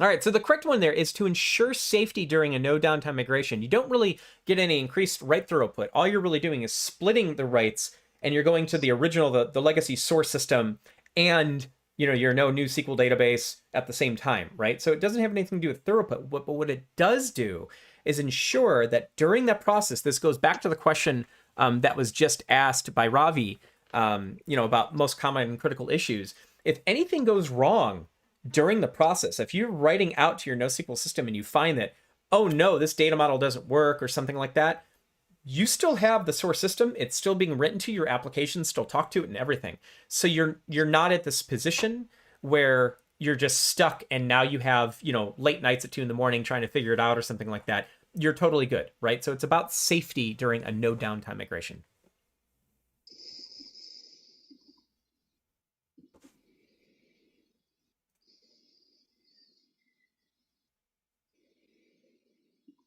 Okay, so Mars is still at the top there with Ribbit and then Martin. Wow, Mars is fastest in both these. Who's Mars? Did I see Kirsten in there? I think I saw Kirsten in there. All right, question 3 of 4. When migrating a data model from relational to Cassandra, to come up with a Cassandra table schema, you need to take into account the relational database schema, application access patterns, both of those, or just copy the relational schema over.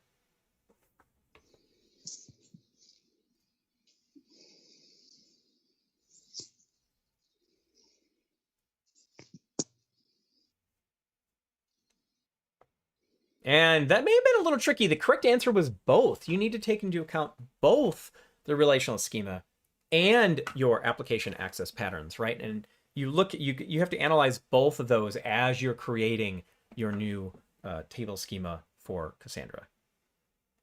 All right, let's see what our leaderboard looks like.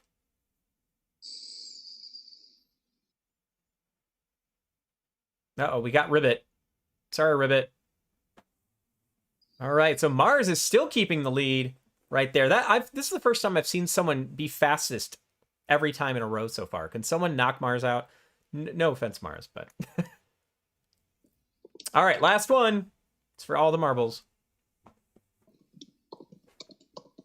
What are the advantages of the offline migration approach? Everything works once it's back online. It's an error-free migration. Simplicity and safety.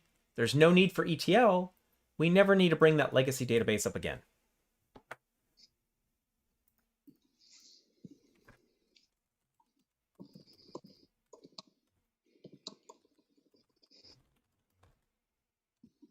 It's about simplicity and safety.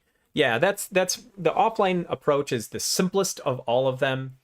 It is technically the safest as well. The con there, though, right, is that you have to ensure that when you do it, that you can transition over in one fell swoop. So your system's going to be offline time, but it is by far the simplest and definitely one of the safer ways to do it. All right, so let's see who is our winner. Now the top 3 get swag. Oh, so Mars took it. Mars just owned this one.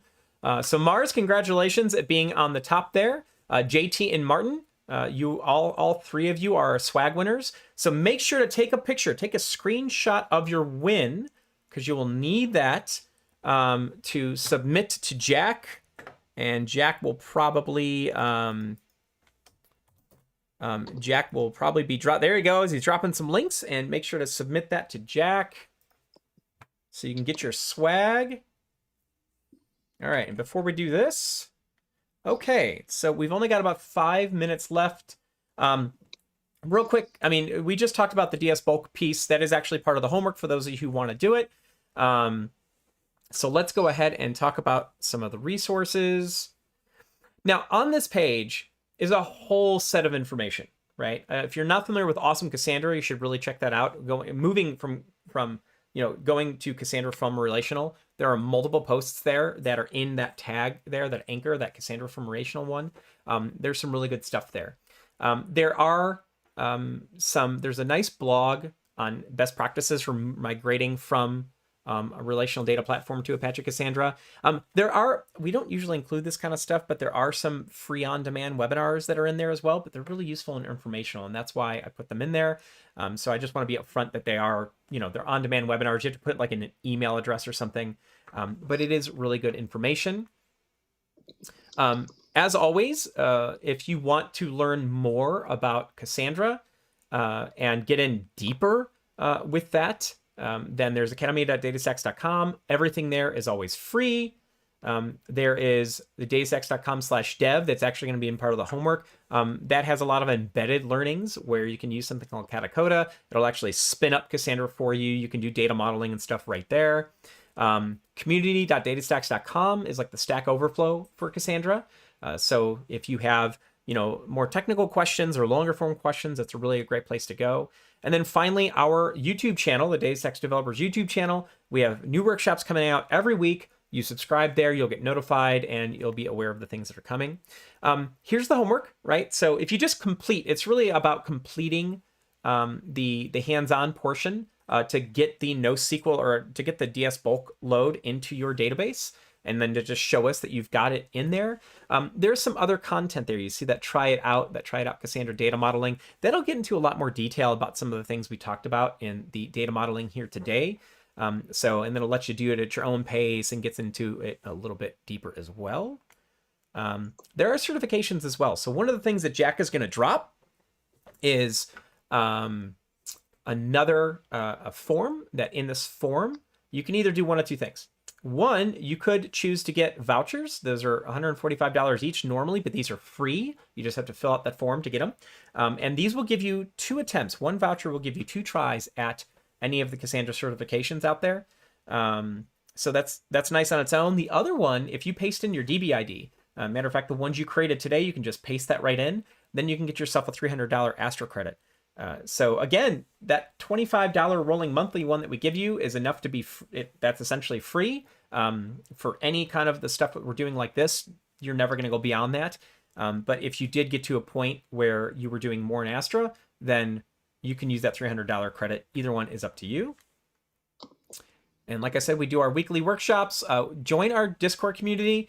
There's the link up top there. We have 10,000 folks that are in the Discord community today, and that is a good place you can go to kind of continue the conversation with us and everything. And with that, thank you. Cedric or Artem, do you guys have anything else that you want to end with today? No. I'm all good. Like the content today. For the homeworks, we will make sure to double check all the steps about the service account. And if we cannot make it work, we will switch with something else that is easy to do. Yeah. So for those of you who are interested in doing the homework, we'll get right back to that and see what's going on there.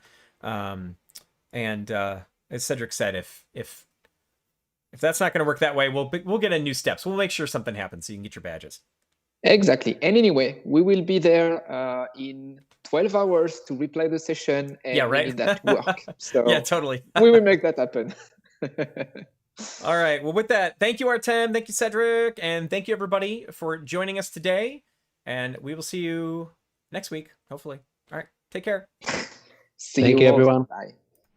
And as always, don't forget to click that subscribe button and ring that bell to get notifications for all of our future upcoming workshops.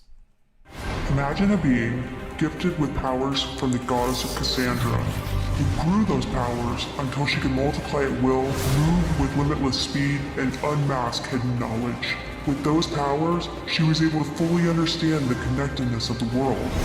What she saw was a world in need of understanding. From that day forward, she sought to bestow her powers on all who came into contact with her, empowering them to achieve